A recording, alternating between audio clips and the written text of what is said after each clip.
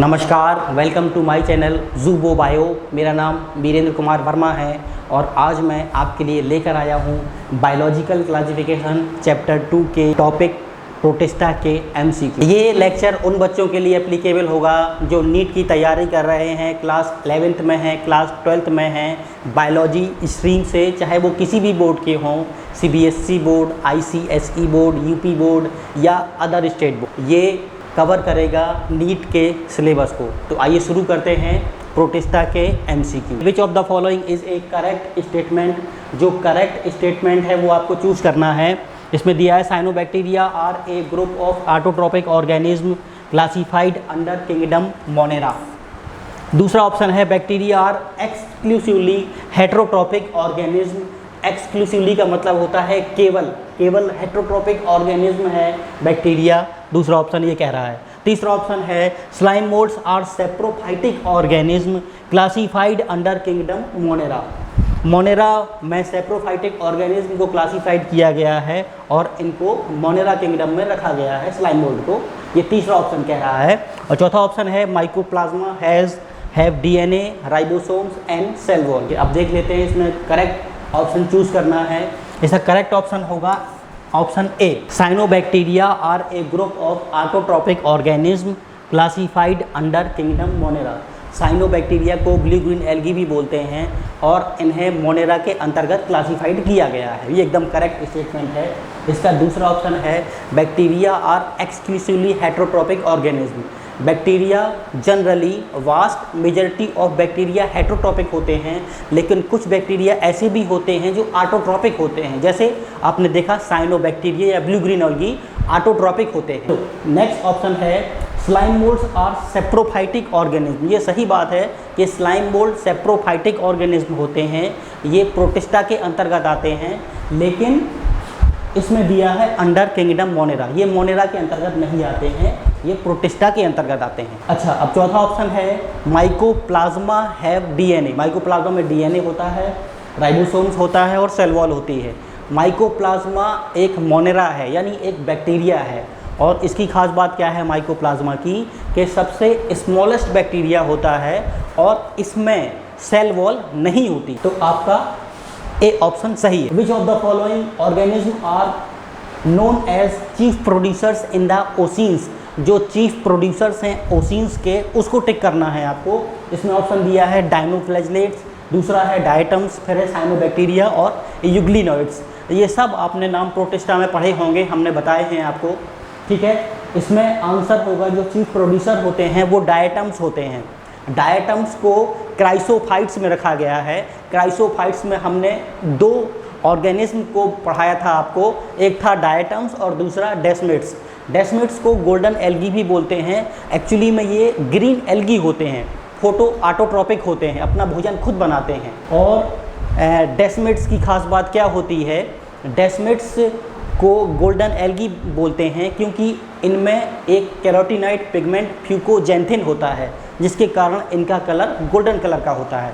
अब बात करते हैं डायटम्स की। तो डायटम्स ओशियन के चीफ प्रोड्यूसर्स होते हैं। पूरी फूड चेन इन पर डिपेंड करती है।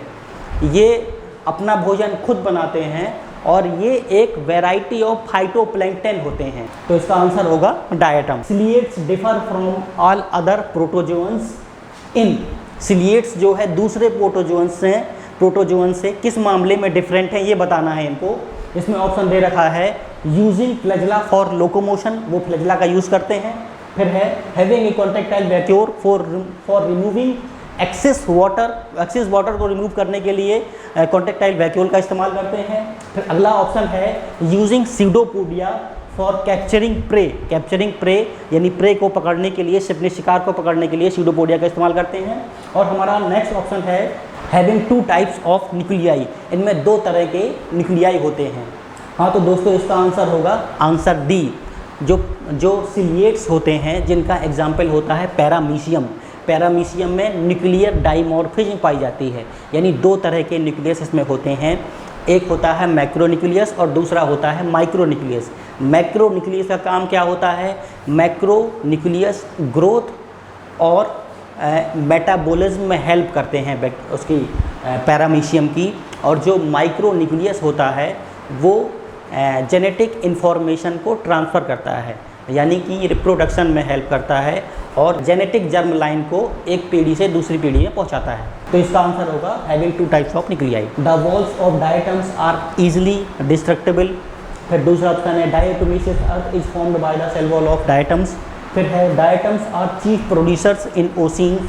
फिर है diatoms are microscopic and float passively in water. ये तीनों ऑप्शन एकदम सही हैं। इसका जो रॉन्ग स्टेटमेंट है वो है ऑप्शन ए। ठीक है, the walls of diatoms are easily destructible. जो डायटम्स की वॉल्स होती है, जैसे सोप बॉक्स आपने देखा होगा, सोप में 2 कवरिंग होती हैं, एक बाहर की कवरिंग और नीचे की कवरिंग।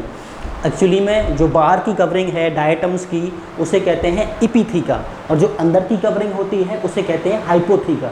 हाइपोथीका में सिलिका एम्बेडेड रहता है और जो इपिथीका होती है उसमें पेक्टिन एम्बेडेड रहता है। तो बहुत ही मजबूत जो है इसकी सेल वॉल होती है, और इस सेल वॉल को हम फ्रस्ट्यूल बोलते हैं, FRUSTULE। अच्छा, डायटम्स के ख़त्म होने के बाद भी ये सेल वॉल नष्ट नहीं होती है, और ये छोटे छोटे जो सेल वॉल हैं मिलके बहुत बड़ा एरिया कवर कर लेते हैं, जिसको हम डायटोमेशियस अर्थ बोल रहे हैं। ये डायटम्स एक तरह के फाइटोप्लैंक्टन है, फोटो ऑटोट्रॉपिक हैं, और ओशियंस के जो ओशियंस का इकोसिस्टम है, मैराइन इकोसिस्टम है, उसमें ये चीफ प्रोड्यूसर्स की भूमिका निभाते हैं। डायटम्स आर माइक्रोस्कोपिक, ये माइक्रोस्कोपिक होते हैं, इन्हें आप सिंपल आँखों से नहीं देख सकते, इन्हें माइक्रोस्कोप से ही देखा जा सकता है। लेकिन जब बहुत सारे डायटम्स इकट्ठे हो जाते हैं, इनकी तादाद बहुत ज़्यादा हो जाती है, तब ये हमें दिखाई देते हैं। लेकिन एक अकेला डायटम्स आप सिंपल आँखों से नहीं देख सकते, और ये फ्लोट पैसिवली, यानी कि पानी के बहाव के साथ कहीं भी बह जाते हैं। इसका ऑप्शन होगा option A. Chrysophytes, euglenoids, dinoflagellates and slime moulds are included in the kingdom. ये सारे जो नाम आप पढ़े हमने, ये पूछ रहे हैं कि वो किस किंगडम में इंक्लूड किए गए हैं, वो हैं आपके प्रोटिस्टा। इसका ऑप्शन डी सही होगा। अब बता दें आपको क्राइसोफाइट्स, यूग्लिनोइड्स और डायनोफ्लैगेलेट्स के बारे में। क्राइसोफाइट्स, यूग्लिनोइड्स और डायटम्स, ये तीनों ही फोटो ऑटोट्रॉपिक होते हैं। इसके बाद कैटेगरी आती है स्लाइम मोल्ड्स की। स्लाइम मोल्ड सेप्रोफाइटिक नेचर के होते हैं। और इसके बाद जो हमने पढ़ा था प्रोटोजोन्स, प्रोटोजोन्स में 4 कैटेगरी पढ़ी थी, amoeboid protozoans, flagellated protozoans, ciliated protozoans और स्पोरोजोआ। ठीक है, स्पोरोजोन्स। ठीक, तो वो कैटेगरी थी प्रोटोजोन्स की पैरासाइटिक। ठीक, तो इसका आंसर होगा protista. In which group of organism the cell wall forms 2 thin overlapping cells which fit together. उस ऑर्गेनिज्म के ग्रुप को बताना है जिसमें 2 लेयर होती हैं और वो ओवरलैप करती हैं, वो होता है डायटम्स। डायटम्स किस ग्रुप में पढ़ा था हमने? 2 ऑर्गेनिज्म पढ़े थे, एक डायटम्स और एक डेस्मिड्स। डेस्मिड्स को हम गोल्डन एल्गी बोल रहे थे। तो इसका आंसर होगा chrysophyte. Which one of the following organism is not an eukaryotes. जो यूकैरियोट नहीं है वो हमें बताना है। इसमें पहला ऑप्शन है पैरामीशियम कॉर्डेटम, दूसरा ऑप्शन है एस्चेरिचिया कोलाई, फिर दिया हुआ है यूग्लिना विरिडिस, और अंतिम ऑप्शन है अमीबा प्रोटियस। अमीबा प्रोटियस एक प्रोटिस्टा है, यूकैरियोट है। यूग्लिना विरिडिस भी एक प्रोटिस्टा है, ये भी यूकैरियोट है। और पैरामीशियम कॉर्डेटम भी एक यूकैरियोट्स है। इसमें जो एस्चेरिचिया कोलाई है वो आपका बैक्टीरिया है, और वो कैसा बैक्टीरिया है? ग्राम नेगेटिव बैक्टीरिया है। Which one of the following is A slime mould. जो स्लाइम मोल्ड है उसको बताना है। स्लाइम मोल्ड में सेल वॉल नहीं होती है और ये सेप्रोफाइटिक नेचर के होते हैं। इसका एग्जाम्पल है फाइजेरम, फाइजारेला, ये होते हैं स्लाइम मोल्ड्स। आयोबैसिलस डीनाइट्रिफिकेंस एक बैक्टीरिया है जो डीनाइट्रिफिकेशन की प्रोसेस करता है। डीनाइट्रिफिकेशन में क्या होता है कि जो NO3- यानी नाइट्रेट होती है सॉइल में, उसको कन्वर्ट किया जाता है N2 में, उसे कहते हैं डीनाइट्रिफिकेशन। तो वो कौन करता है? थायोबैसिलस डीनाइट्रिफिकेंस। अब है एनाबिना। एनाबिना एक साइनोबैक्टीरिया है, ये फ्री लिविंग साइनोबैक्टीरिया है और ये सिम्बायोटिक साइनोबैक्टीरिया भी हो सकता है। नेक्स्ट हमारा ऑप्शन है राइजोपस। राइजोपस को हम ब्रेड मोल्ड कहते हैं, यानी कि ब्रेड में उगने वाली फंजाई। ठीक, ये जाइगोमाइसिटीज का सदस्य है। अच्छा, एक होता है राइजोपस और एक होता है राइजोबियम।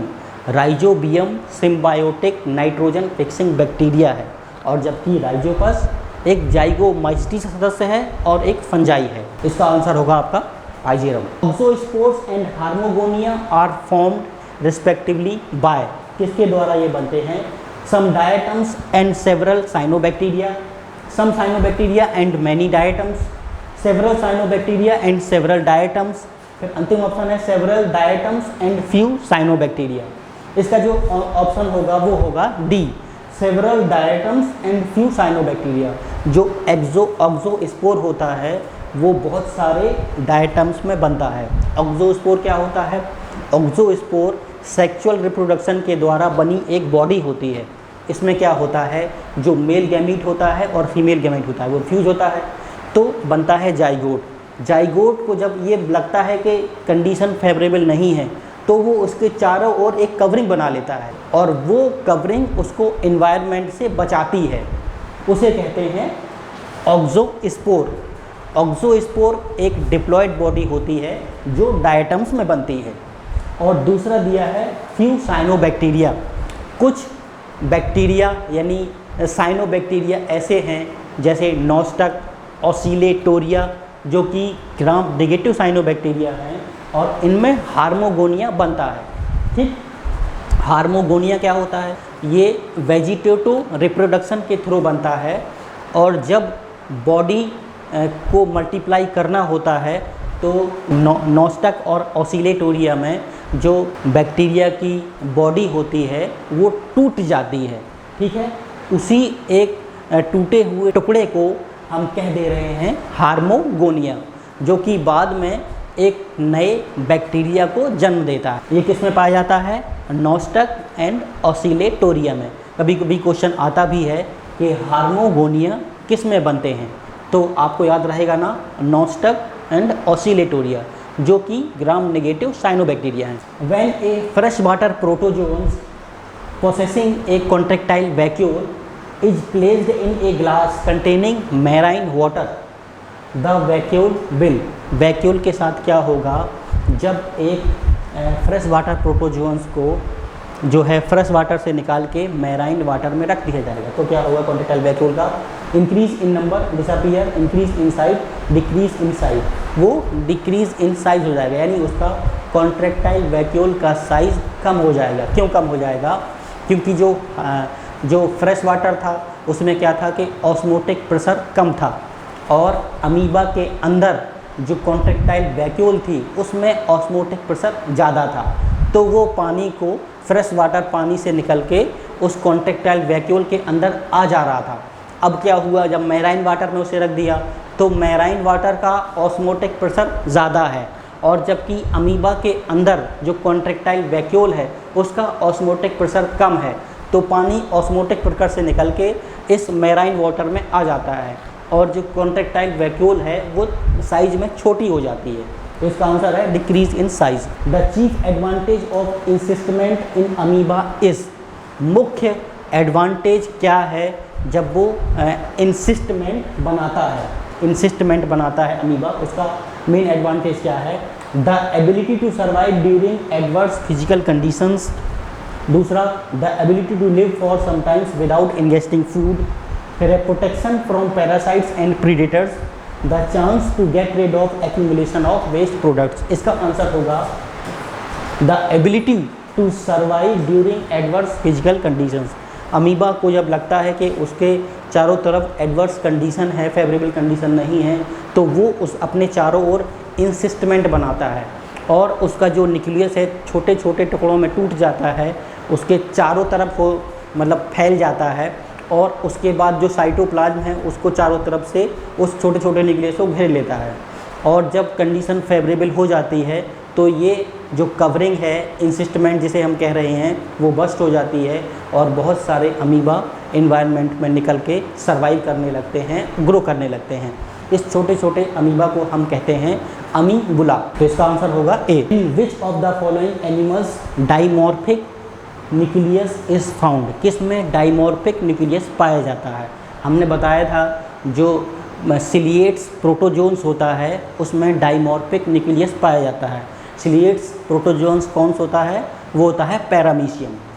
तो इसमें जो आपका डी ऑप्शन है वो है पैरामीशियम कॉर्डेटम। ये एकदम सही आंसर है इसका, बाकी सारे आंसर गलत हैं इसके। जो पैरामीशियम कॉर्डेटम में न्यूक्लियस पाया जाता है उसमें जो मैक्रो न्यूक्लियस होता है जिसका काम होता है ग्रोथ और मेटाबॉलिज्म करना, ग्रोथ और मेटाबॉलिज्म में हेल्प करता है वो।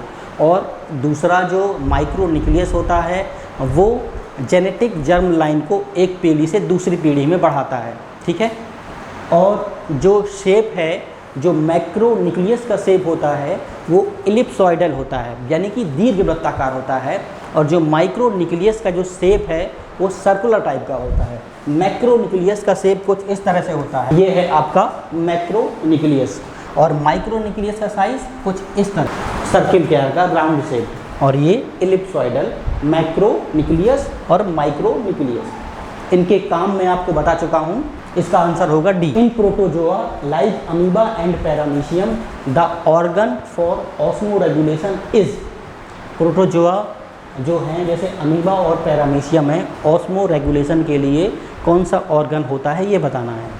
ये इसमें होता है कॉन्ट्रैक्टाइल वैक्यूल। बाकी सारे ऑप्शन गलत हैं आपके, जैसे माइटोकॉन्ड्रिया, न्यूक्लियस, फूड वैक्यूल्स, ये गलत है। सही आंसर है A. Which of the following organism possesses characteristic of a plant and an animal? ऐसा ऑर्गेनिज्म बताना है जिसमें दोनों के कैरेक्टर रखते हों, एनिमल के भी प्लांट के भी। इसमें जो आंसर है यूग्लिना, ये सही है आपका। पैरामीशियम, बैक्टीरिया, माइकोप्लाज्मा, ये गलत ऑप्शन है। ऑप्शन ए सही है आपका। यूग्लिना में जब उसे सनलाइट मिलती है तो ये फोटोसिंथेसिस करता है और इसके जो क्लोरोफिल होते हैं वो किसी विकसित प्लांट की तरह ही होते हैं। और जब इसको सनलाइट अवेलेबल नहीं होती है तो ये हेट्रोट्रोपिक टाइप का न्यूट्रिशन इख्तियार करता है। अच्छा, एक चीज़ और, इसमें और एक प्रॉपर्टी होती है कि इसमें फ्लैजला पाए जाते हैं, तो ये लोकोमोशन भी कर सकता है। ये भी एक एनिमल का कैरेक्टर है। The function of contractile vacuole in protozoa is osmoregulation, reproduction, locomotion and digestion of food. Contractile vacuole का फंक्शन पूछ रहे हैं, क्या करता है? वो करता है ऑस्मोरेगुलेशन। इसका ए ऑप्शन सही है, ऑस्मोरेगुलेशन करता है वो। आपसे गुजारिश है प्लीज़ मेरे चैनल को लाइक करिए, शेयर करिए, सब्सक्राइब करिए और कमेंट जरूर करिएगा। द प्रोटिस्ट है, प्रोटिस्ट में क्या होता है? Only free nucleic acid aggregates, membrane bound nuclear proteins lying embedded in the cytoplasm. फिर तीसरा ऑप्शन है gene containing nuclear proteins condense together in loose mass. फिर नेक्स्ट ऑप्शन है nuclear protein in direct contact with the rest of the cell substance. इसका जो answer होगा B, membrane bound nuclear proteins lying embedded in the cytoplasm. जो protist होते हैं वो होते हैं, क्या कहते हैं, यूनिसेलुलर होते हैं और यूकैरियोटिक होते हैं। यूकैरियोटिक की खास बात क्या होती है कि इसमें जो केंद्रक होता है वो स्पष्ट होता है, यानी कि उसमें जो है केंद्रक के चारों तरफ कवरिंग होती है और जो बाकी ऑर्गन होते हैं वो भी स्पष्ट होते हैं। स्पष्ट होने का मतलब कि उसमें भी माइटोकॉन्ड्रिया में और दूसरे जो ऑर्गेनेल्स हैं उसमें भी कवरिंग होती है। तो न्यूक्लियस कैसा होता है? ट्रू न्यूक्लियस होता है इसमें। तो इसका आंसर बी सही है। In amoeba and paramecium osmoregulation occurs through. Osmoregulation किसके द्वारा होता है? अमीबा और पैरामीशियम में। Pseudopodia, nucleus, contractile vacuole, general circle. ये होता है आंसर कॉन्ट्रैक्टाइल वैक्यूल। हमारा नेक्स्ट क्वेश्चन है plasmodium the malarial parasites belongs to the class sarcodina, ciliata, sporozoa, dinophyceae. जो अंतिम कैटेगरी प्रोटिस्टा में पढ़ाई गई थी वो थी प्रोटोजोन्स। प्रोटोजोन्स को 4 कैटेगरी में बांटा गया था। अमीबॉइड प्रोटोजोन्स, फिर फ्लैजिलेटेड प्रोटोजोन्स, सिलिएटेड प्रोटोजोन्स और लास्ट में स्पोरोजोन्स। स्पोरोजोन्स में आपके आए थे मलेरियल पैरासाइट्स जैसे प्लाज्मोडियम वाइरस। तो इसका आंसर होगा आप answer C, sporozoa. Which is true about trypanosoma. Trypanosoma के बारे में जो ट्रू है वो बताना है आपको। पॉलीमॉर्फिक होता है, मोनोजेनेटिक होता है, फैकल्टेटिव पैरासाइट होता है, नॉन पैथोजेनिक होता है। इसका जो आंसर होगा वो होगा पॉलीमॉर्फिक। ये पॉलीमॉर्फिक होता है। ये मोनोजेनेटिक होता है जी नहीं। जो ट्रिपैनोसोमा है वो एक फ्लैजिलेटेड प्रोटोजोन्स है और ये डाइजेनेटिक होता है, यानी कि अपनी लाइफ साइकिल ये दो होस्ट में कवर करता है। एक होस्ट होता है इसका मैन और दूसरा होता है टिस फ्लाई, जिसे टिक टिक फ्लाई यानी सीसी मक्खी भी बोलते हैं, जो अफ्रीका में पाई जाती है। और इसके कारण जो डिसीज होती है वो होती है स्लीपिंग सिकनेस। ये स्लीपिंग सिकनेस भी अफ्रीका में पाई जाती है। इस स्लीपिंग सिकनेस में होता क्या है, इसमें होता है पहले तो आदमी को बुखार आता है, थकावट होती है और उसके बाद जो उसके जॉइंट हैं जॉइंट उसमें पेन होता है, बहुत तेज़ हेडेक होती है। और ये तब होता है जब ट्रिपैनोसोमा ब्लड में सर्कुलेट करता है और लास्ट में फाइनली ये सेरिब्रोस्पाइनल फ्लूइड में चला जाता है। और जब ये सेरिब्रोस्पाइनल फ्लूइड में चला जाता है तो कंडीशन और भी बुरी हो जाती है। उसमें पेशेंट को, जो पेशेंट की बोली है, जो ज़ुबान है वो कड़वी हो जाती है, तीखी हो जाती है और उसे दौरे पड़ने लगते हैं, वो अचानक से बेहोश होने लगता है। ये खास बात है इसकी स्लीपिंग सिकनेस की। तो इसका आंसर है पॉलीमॉर्फिक। ये डाइजेनेटिक होता है, बता दिया हमने आपको। फैकल्टेटिव पैरासाइट है जी नहीं, ये ऑब्लिगेट पैरासाइट है, हमेशा पैरासाइट के रूप में ही रहता है। ये नॉन पैथोजेनिक है जी नहीं, ये पैथोजेनिक है। अब ये पॉलीमॉर्फिक किस किस रूप में होता है, ट्रिपैनोसोमा का फिगर कैसा है, सीसी मक्खी का फिगर कैसा है, ये मैं आपको दिखाने वाला हूँ। ये एक ट्रिपैनोसोमा का फिगर है जो कि फ्लैजिलेटेड प्रोटोजोन्स है। इसमें दो चीज़ें देखने लायक हैं, एक इसमें फ्री फ्लैजिलम होता है और दूसरा न्यूक्लियस होता है। तीसरा इसमें होता है काइनेटोप्लास्ट। काइनेटोप्लास्ट क्या है? A mass of mitochondrial DNA is called kinetoplast. और काइनेटोप्लास्ट न्यूक्लियस के पास में रहता है। ये एक टिस फ्लाई यानी सीसी मक्खी का फिगर है जो अफ्रीका में पाई जाती है। इसे टिक टिक फ्लाई भी बोलते हैं। ठीक, जो ट्रिपैनोसोमा पॉलीमॉर्फिक होता है उसके बहुत सारे जो मॉर्फिक फॉर्म है वो इस तरह से हैं। इसमें काइनेटोप्लास्ट होता है, न्यूक्लियस होता है और फ्लैजिलम होता है। अच्छा, काइनेटोप्लास्ट बता चुके हैं, a mass of mitochondrial DNA which lie near nucleus. A mass of mitochondrial DNA है काइनेटोप्लास्ट, जो न्यूक्लियस के पास में रहता है।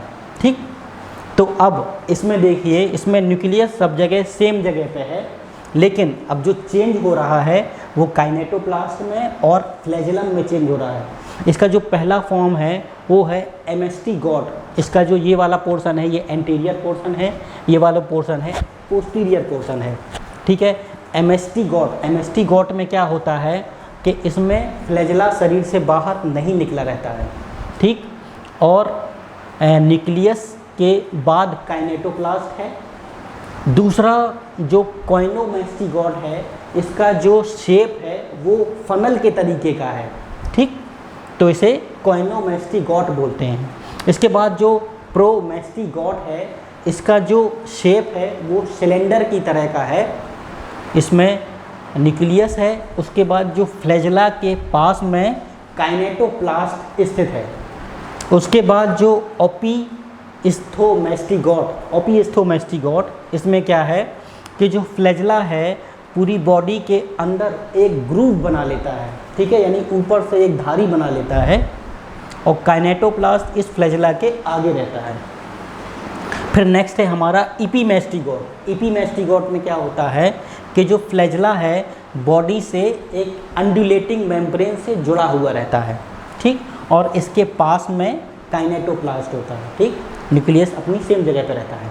उसके बाद जो ट्राइपोमैस्टिगॉट है, इसमें ख़ास बात क्या है कि जो फ्लैजिलम है एक तरह से पूरी बॉडी को ढके रहता है, वो अंडुलेटिंग मेम्ब्रेन से जुड़ा रहता है। यही इसकी इन्फेक्टिव स्टेज होती है। क्या नाम है इन्फेक्टिव स्टेज का? ट्राइपोमैस्टिगॉट। ये है आपका एक ट्रिपैनोसोमा, जो ट्रिपैनोसोमास था वो फ्लैजिलेटेड प्रोटोजोअन्स का एक मेंबर था और दूसरा मेंबर है इसका ट्राइकोमोनास वेजाइनैलिस। ये ह्यूमन और फीमेल ह्यूमन की वेजाइना में रहता है। ये इसका एंटीरियर एंड है, ये इसका पोस्टीरियर एंड है। एंटीरियर एंड में 4 फ्लैजला होते हैं और पोस्टीरियर एंड में 1 फ्लैजला होता है।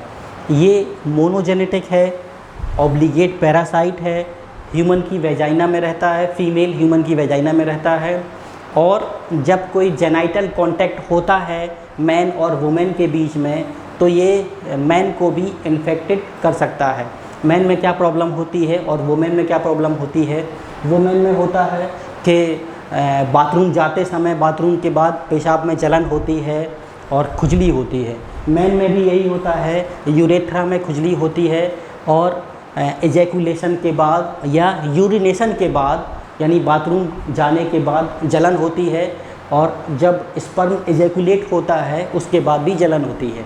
ठीक है, ये है ट्राइकोमोनास वेजाइनैलिस और ये फ्लैजिलेटेड प्रोटोजोन्स है। Genetic information in paramecium is contained in micronucleus, macronucleus, both micro and macronucleus और माइटोकॉन्ड्रिया। जो जेनेटिक इन्फॉर्मेशन है वो किस न्यूक्लियस में रहती है पैरामीशियम के? वो होती है माइक्रो न्यूक्लियस में। ट्रिपैनोसोमा बिलोंग्स टू क्लास, जो ट्रिपैनोसोमा होता है वो किस क्लास से बिलोंग करता है? वो होता है सार्कोडेना, जू फ्लैजिलेटा, सिलिएटा और स्पोरोजोआ। वो होता है जू फ्लैजिलेटा। फ्लैजिलेटेड प्रोटोजोन्स में 2 चीज़ें पढ़ाएंगे आपको, एक तो ट्रिपैनोसोमा जिससे स्लीपिंग सिकनेस होती है और दूसरा होता है ट्राइकोमोनास वेजाइनैलिस। आपसे पुनः गुजारिश है, प्लीज़ मेरे चैनल को लाइक करिए, शेयर करिए, सब्सक्राइब करिए और कमेंट ज़रूर करिएगा। Thank you, have a nice day.